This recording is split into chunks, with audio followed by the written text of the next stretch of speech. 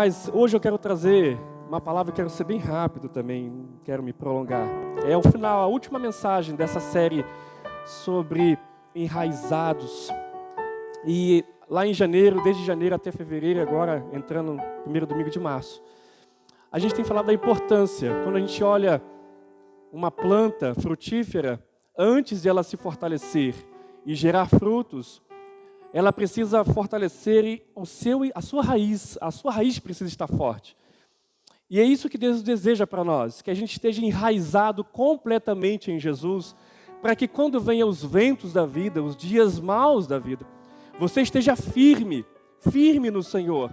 E mesmo nos dias maus, mesmo quando chegam as tempestades que vão balançar a árvore, mas ela não vai cair, amém, irmãos?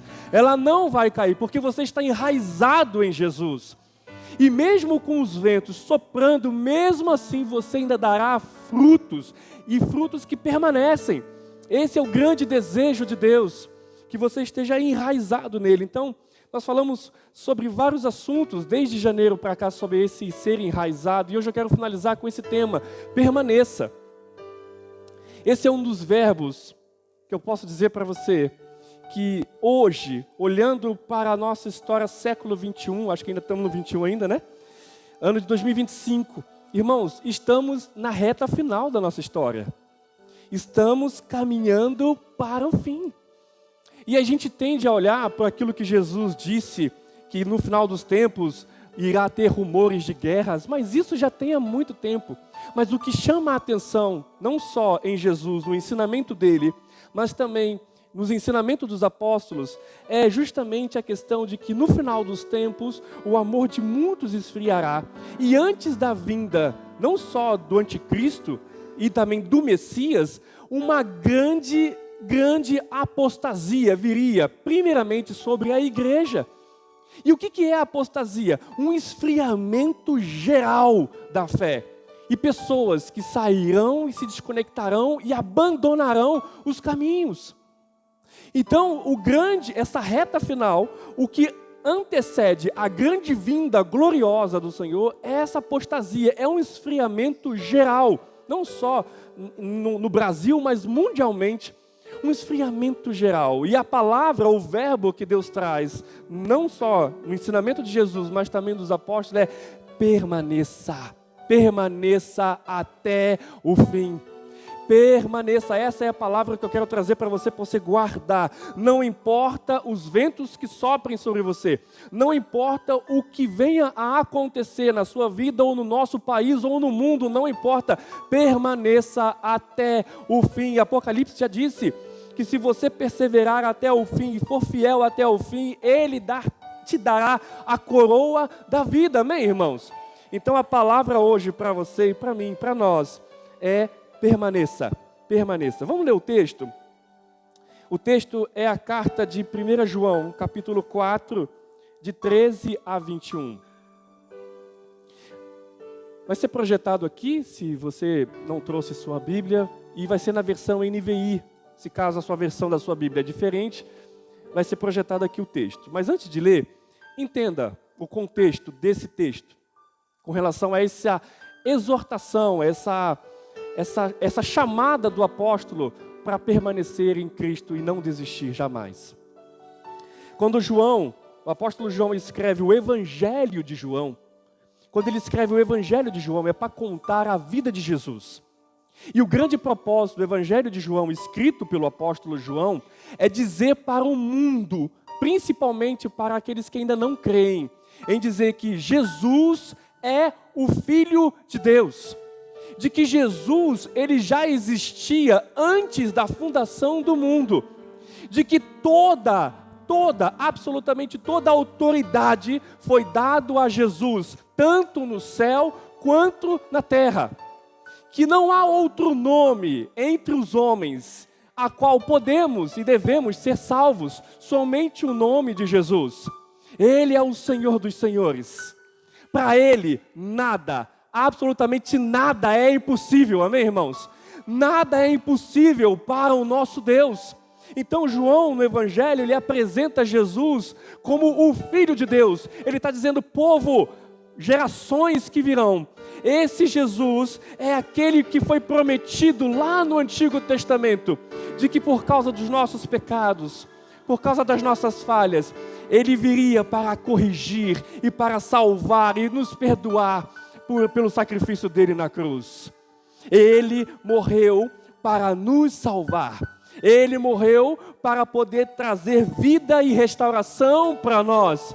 Ele pagou o alto preço e na cruz ele disse: está consumado. Aquilo que eu prometi, eu cumpri aqui na cruz. Está consumado em mim. Você agora pode se aproximar de Deus com liberdade. Você não tem mais um peso no seu coração. Colossenses diz que havia uma carta escrita dizendo: Leandro, você está condenado por causa dos seus pecados. Mas Jesus pegou essa carta e cravou na cruz, dizendo: eu paguei o preço por você, para que você tenha vida e vida eterna. Como diz João também, lá em João 10, dizendo: para que vocês tenham vida e vida em abundância. Amém, irmãos? Creia nisso. Nele você tem vida e vida em abundância, plena de paz, alegria, de esperança, de tudo, irmãos. Mas ao terceiro dia, porque a cruz não pôde parar ele. Ele pagou o preço, ele morreu, ele enfrentou o nosso maior desafio de vida, que é a morte. Mas como Ele é Senhor dos Senhores, ao terceiro dia, Ele levanta e ressuscita para a glória de Deus. Ele levanta e dizendo: eu sou maior do que a própria morte, então não temam, em mim vocês têm vida. Amém, irmãos? Esse é o escrito de João, no Evangelho de João, mostrando para nós quem é Jesus. Mas agora, nas cartas de João, na primeira, segunda e terceira carta de João, é uma mensagem direta para a sua igreja, para mim e para você. E o que ele vai dizer é o seguinte: igreja, permaneçam, o fim está chegando. Um momento que ele virá para buscar a sua igreja, e um momento que pode ser através da morte, o nosso encontro com ele está se aproximando a cada dia. Então ele está dizendo: permaneçam, porque o nosso inimigo, ele não descansa, ele não fica tirando férias. Hoje eu vou dar um tempo, não vou mais tentar atacar os teus servos. Não, ele é astuto, e ele 24 horas, 7 dias na semana, todos os dias do mês, do ano, ele está arquitetando e planejando algo para destruir você. Mas como diz a palavra, como foi falado aqui nos louvores e no testemunho, muito maior é o que está conosco. Amém, irmãos? Nós estamos guardados nele. A Bíblia diz que mesmo que eu tropece e que eu venha a cair, ele me segura pela mão e me diz: eu te sustento. Continue a caminhar, continue comigo até o fim. Até o fim. Então a palavra hoje, o texto para nós é: permaneça. Vamos ler o texto? Vai ser projetado ali, né?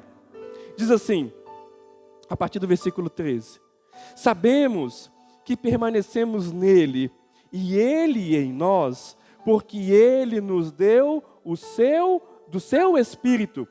E vimos e testemunhamos que o Pai enviou o seu Filho para ser o Salvador do mundo. Se alguém confessa publicamente que Jesus é o Filho de Deus, Deus permanece nele e ele em Deus. Assim conhecemos o amor que Deus tem por nós e confiamos nesse amor. Deus é amor.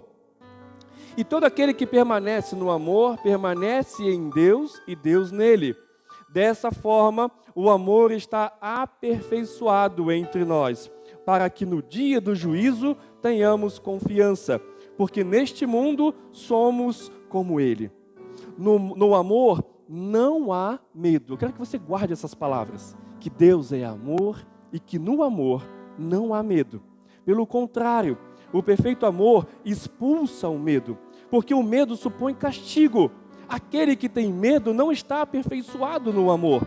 Nós amamos porque ele nos amou primeiro. Se alguém afirmar: eu amo a Deus, mas odiar o seu irmão, é mentiroso, pois quem não ama seu irmão a quem vê, não pode amar a Deus a quem não vê. Ele nos deu este mandamento: quem ama a Deus, ame também o seu irmão. Vamos orar mais uma vez? Deus, aqui está a sua palavra que foi exposta. E o que o Senhor nos diz é: permaneçam. Ó Deus, devemos permanecer no seu amor. Ó Pai, que o teu Espírito venha agora, neste momento, Senhor, a ministrar em nossos corações. E que possamos compreender, Senhor, o infinito amor derramado sobre nós. E que esse amor poderoso que veio sobre nós, tirou de nós todo o medo. Em nosso coração não há espaço para o medo. Em nome de Jesus, se há alguém ainda com o coração temeroso, saia agora em nome de Jesus, medo. Porque aonde Deus está, o medo vai embora. Não há espaço para ele. Então, Senhor, te agradecemos. E que a tua palavra, Senhor, venha agora a frutificar em nossas vidas, em nossos corações. Em nome de Jesus. Amém e amém. É muito simples. Não tenho tanto que aprofundar, porque o texto é muito simples mesmo. A mensagem é como se, não só a palavra, mas eu aqui agora como pastor a vocês, é como se eu estivesse dizendo, imagine você começando uma jornada, uma caminhada, uma maratona. E você começando uma maratona, não sei se você já fez maratona, já fez corridas assim. Eu ainda não fiz, não sei se eu consigo fazer. Mas são muitos quilômetros, acho que é mais de 30 quilômetros de corrida. Para quem não está preparado, a tendência é o corpo fadigar e parar. Mas a caminhada que fazemos junto com Jesus é uma caminhada de fé, rumo a Canaã celestial. E essa jornada não é tão simples, há desafios. Né? O Evandro, quando comentou o testemunho, não sei se ele não chegou a falar, mas antes eles falaram para nós que uma coisa que eles estavam orando é: Deus, eu quero ter experiências contigo, não é verdade? Eles orando: Senhor, eu quero ter mais experiências contigo. Nossa, baita experiência, né? Mas veja, mostra novamente que Deus é fiel e que Ele está conosco nessa jornada. A jornada não é tão simples. Muitas vezes vai ter sim momentos de muita alegria, onde você vai estar em um momento assim muito maravilhoso com você mesmo, com a sua família.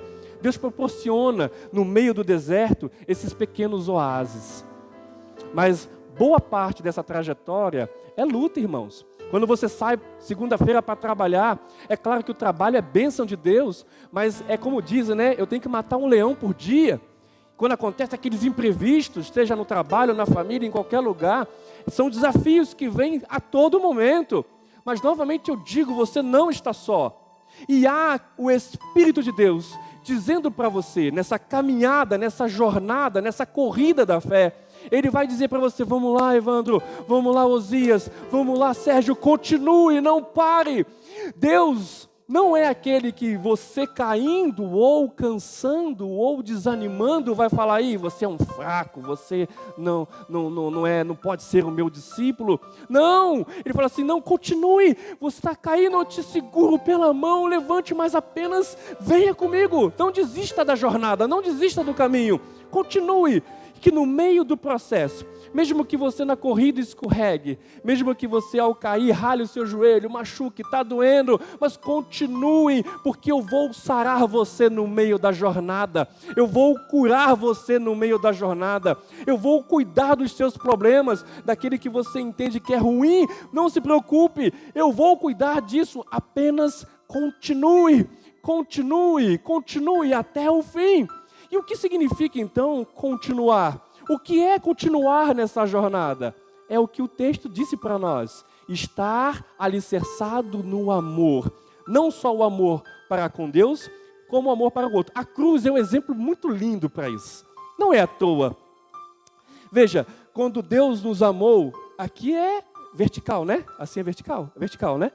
De cima para baixo, no vertical, Deus veio, Filipenses disse, que Ele abandonou o seu trono de glória e Ele veio habitar entre os homens, aqui embaixo, para que eu e você possamos estar conectados com Ele. Então Ele nos amou, como o próprio texto disse, que Ele nos amou primeiro, e então eu posso amar a Ele e aos outros também. Então Ele veio até nós, de cima para baixo, e se conectou conosco por amor. E agora Ele espera que eu também, agora de baixo para cima, o ame de todo o coração. Lembre-se que esse é o primeiro mandamento que Jesus ensinou nas Escrituras. Amar a Deus com toda a nossa mente, com toda a nossa força, com todo o nosso coração. Então agora eu tenho liberdade, porque Ele me amou, tirou de mim todos os medos, todos os traumas, todos os espinhos, tirou de mim aquela veste suja do pecado e me deu, como diz Isaías e tantos outros escritos que dizem, coloquei sobre vocês vestes de louvor. Aleluia! Vestes de louvor. Eu tirei aquele trapo imundo, aquela coisa suja que você estava vestindo. É claro que isso é figura, tá? E coloquei vestes de louvor. Te dei um novo nome. Te dei uma identidade. Você agora não é mais uma criatura de Deus. Você agora é meu filho. Irmãos, que glorioso isso. O Senhor dos senhores, o Rei dos reis, diz para você, você agora é meu filho. E sobre mim toda a herança te há reservada, que é os céus de glória, o paraíso eterno diante dele. E isso não começa lá, começa aqui já, mesmo nessa jornada. Isso é glorioso, irmãos. Então, quer dizer, em Jesus eu recebo esse amor e eu agora tenho condições de amar a Ele com toda a minha força, mas o permanecer não é só isso. O permanecer agora também é o desafio, e para muitos é o desafio mais complicado, que é justamente você sendo alcançado por este amor vertical, e agora você amando a Ele, Ele espera que eu e você ame agora no horizontal. E o horizontal pode ser o mais desafiador. O horizontal é quando você tem que amar aquele que está do seu lado, aquele que está à sua trás, à sua frente, o seu irmão. É esse o mandamento de Deus para dizer, permaneçam até o fim. É simples o mandamento. Amar a Deus e amar o próximo intensamente. Amém, irmãos? Está compreendendo essa palavra? O que significa, então, permanecer na jornada? Amar a Deus e amar ao próximo intensamente até o fim. Novamente, que nem eu disse na mensagem anterior, amar não é um sentimento. Não é uma emoção que vem sobre nós. Amar é uma decisão. Deus decidiu nos amar, mesmo a gente sendo profundamente pecador. E Ele espera que eu também decida amar, até mesmo aquele mais difícil de se amar, talvez. Esse é o grande desafio do Evangelho. Essa é a grande diferença daqueles que encontraram Jesus e daqueles que não encontraram. Aqueles que não encontraram Jesus, por mais que tenham sim sentimentos de amor, ama seus filhos, mas geralmente uma pessoa sem Cristo, quando encontra alguém que está tentando fazer mal, a tendência é se isolar, a tendência é não querer retribuir o amor. Mas a matemática do reino é essa, que você agora em Jesus, se alguém fala mal de você, o que você faz? Você ora e fala bem. Se alguém está perseguindo você, o que você faz? Você ora pela pessoa. Se alguém está querendo o mal, o seu mal, você vai lá e abençoa a pessoa. Isso é glorioso. É esse que é o mandamento do permanecer. Conhecer a Deus é ser transformado por esse amor. E permanecer é decidir viver e continuar vivendo esse maravilhoso amor. Então, João ele vai falar 3 pontos rápidos. Que devemos permanecer fiel a Ele, devemos permanecer na luz e devemos permanecer no amor, que é justamente isso que estamos falando. O que significa então permanecer fiel a Ele? Deixa eu ler só mais um texto, para a gente ganhar tempo. O que significa então permanecer fiel? 1 João 2, de 15 a 17, diz assim, não amem o mundo, nem o que no mundo há. Se alguém amar o mundo, o amor do Pai não está nele. Pois tudo o que há no mundo, a cobiça da carne, a cobiça dos olhos e a ostentação dos bens, não provém do Pai, mas do mundo. O mundo e sua cobiça passam, mas aquele que faz a vontade de Deus permanece para sempre. Quer dizer, aquele que está permanecendo é aquele que é fiel até o fim. Veja, ele está dizendo que para você não perder essa fidelidade, você não pode amar ao mundo e a sua cobiça e todos os seus prazeres. Não tem como você amar e servir a 2 senhores. ou você vai se dedicar completamente a um e não ao outro. Não tem como você ter dois amores. Não tem como você, diante de Deus, ter um casamento e uma amante. Isso aí é corrupção espiritual. Não existe isso. É a mesma coisa, quando ele fala de fidelidade, é justamente o que ele está querendo dizer, trazendo o símbolo de um casamento. Quando você se casa e quando você vai lá no altar e diga assim, eu vou amar a minha esposa, o meu marido, né? Seja na saúde, seja na doença, até o fim. Não é assim que Deus espera que todo casamento se cumpra? Fidelidade é um ponto importante. Fidelidade, amor, respeito, pontos, pilares importantes do casamento. E você pensa que é diferente no relacionamento com Deus? Se você diz amar a Deus, se você está amando a Deus, buscando a Deus, mas está flertando com o mundo, está flertando com os prazeres do mundo, você está meio que dizendo, está traindo Ele. Você entende essa configuração?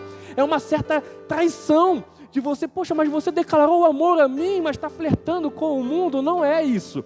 Então, permanecer fiel é justamente dizer, eu digo não para aquilo que Deus diz não, e digo sim para tudo aquilo que Deus diz sim. Porque Ele espera fidelidade de nós, porque Ele é fiel para conosco. O que é nascido de Deus vence o mundo. E esta é a vitória que vence o mundo, a nossa fé. 1 João 5,4 é o que diz. Veja, essa é a vitória que vence o mundo, a nossa fé. Eu não desisto da caminhada. Ele também disse que devemos permanecer na luz. Deixa eu ler mais um texto, para ficar bem claro. 1 João 1, 5 a 7 diz assim, escrevemos essas coisas para que a nossa alegria seja completa. Esta é a mensagem que dele ouvimos e transmitimos a vocês. Deus é luz. Veja, o mesmo texto fala que Deus é amor, agora Deus é luz. Nele não há trevas alguma. Se alguém afirmar que temos comunhão com Ele, mas andamos nas trevas, mentimos e não praticamos a verdade. Se, porém, andarmos na luz, como Ele está na luz, temos comunhão uns com os outros. E o sangue de Jesus, seu Filho, nos purifica de todo o pecado. Deixa eu dar um ponto importante aqui. Fica nesse texto aqui, tá? Deixa pausado aqui. Olha o que esse texto está dizendo. Se, porém, andarmos na luz, como Ele está na luz, qual é a sequência? Temos o quê? Vamos lá. Temos comunhão uns com os outros. Então, quer dizer, permanecer na luz, né? Na verdade, é ter comunhão uns com os outros. E no meio dessa comunhão uns com os outros, olha o que acontece. E o sangue de Jesus, o seu Filho, nos purifica de todo o pecado. Aleluia! Isso quer dizer, no meio da luz, caminhando na luz, que é Jesus, eu tenho comunhão com o meu irmão, e nessa comunhão, o sangue de Jesus nos purifica de todo o pecado. Aonde há uma igreja em comunhão verdadeira, ali a multidão de pecados é extirpada, porque a glória de Deus vem sobre uma igreja unida no Senhor. É o Salmo 133. O que o Salmo 133 diz? Quão bom e quão suave é que os irmãos vivam como? Em união. Aí você pega o versículo 3, finalzinho, vai dizer assim, porque neste lugar de união, eu derramo a vida e a bênção para sempre. Quem quer tirar isso de nós? Satanás. Satanás quer trazer intrigas e contendas para que não haja comunhão. E não havendo comunhão, não haverá bênção e nem vida, e nem o sangue de Jesus para nos purificar dos nossos pecados. Que sério isso, né, irmãos? Veja como é que Deus leva importantíssimo a caminhada de jornada em comunhão com o nosso irmão.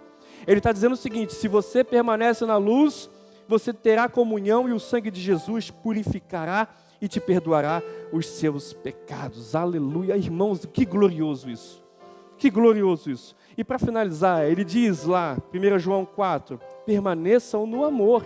Assim conhecemos o amor que Deus tem, repetindo o texto inicial, que Deus tem por nós. E confiamos nesse amor. Deus é amor.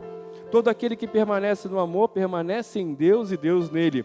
Dessa forma, o amor está aperfeiçoado entre nós, para que no dia do juízo tenhamos confiança, porque neste mundo somos como Ele. Aleluia! Olha só o que Deus está dizendo, porque neste mundo somos como Ele. A nossa vida, por mais que a gente tenha falhas, irmãos, por mais que nós tenhamos defeitos, acredite, você é a imagem de Deus em Jesus. Quando Deus olha para você, quando Deus olha para o Leandro, para a Paula, Ele não está olhando os nossos erros, as nossas falhas, as nossas gordurinhas localizadas. Ele não está olhando isso, Ele está olhando o Filho dEle, Jesus Cristo em nós. E Ele olha assim: eu vejo o meu Filho em você, e por isso eu amo você e guardarei você de todo o mal. Apenas continue na jornada.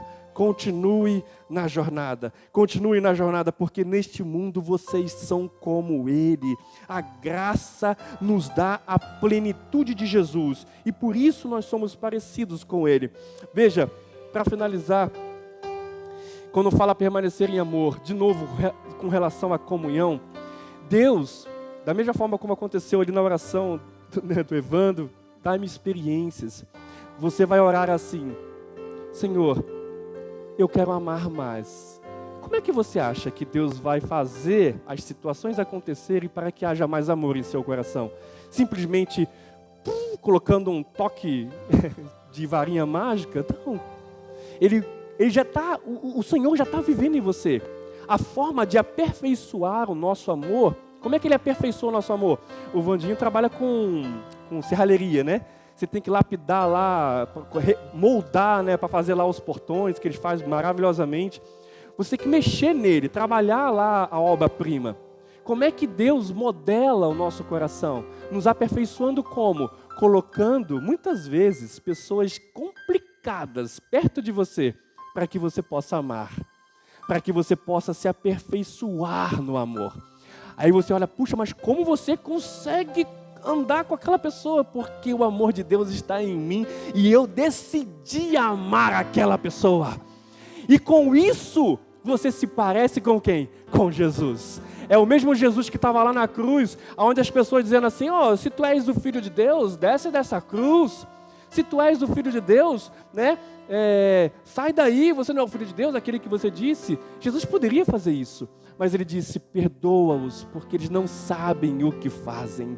Perdoa-os, porque eles não sabem o que fazem. E olha que amor glorioso sendo derramado para um grupo de pessoas que estava blasfemando e zombando dele. Esse é o mesmo amor que Deus quer que a gente tenha para uns para com os outros. Amém, irmãos? É desafiador? Claro que é. Mas o Espírito de Deus está em você. Você não precisa de mais nada. O Espírito de Deus já está em você. Romanos 5,5 diz que o Espírito de Deus em nós inflamou, preencheu todo o nosso coração de amor. Você só tem que decidir. Essa é uma função sua. Não é uma função de Deus agora. Essa é uma decisão que você precisa tomar. Eu decido amar a todos. Eu decido amar aquele meu familiar que é meio complicado. Eu decido amar aquele meu irmão que é um pouco chato. Eu decido amar até o fim. Isso é permanecer no amor. Amém, irmãos? Eu espero que quando você sair hoje, você saia com aqueles coraçãozinhos assim, cheio de love. Do Espírito de Deus. E quem está transbordante de amor não tem resistência com relação a um outro ensino muito simples, que é o perdão. Porque a falta de perdão atrapalha o amor. Você concorda comigo? A falta de perdoar atrapalha o amor. O amor precisa ser como um rio que flui. Se você pegar uma lagoa sem tiver o fluxo, né, como de um rio, a tendência ela vai morrer, porque a água morre, você sabe, né? Ela tem oxigênio, ela acaba morrendo. Você vê aquelas lagoas sujas, meio escura, o oxigênio já não está mais lá, com isso já não tem mais peixes. É o quê? É uma água parada. Água parada da dengue também, né? E vamos fugir disso, né? Em nome de Jesus.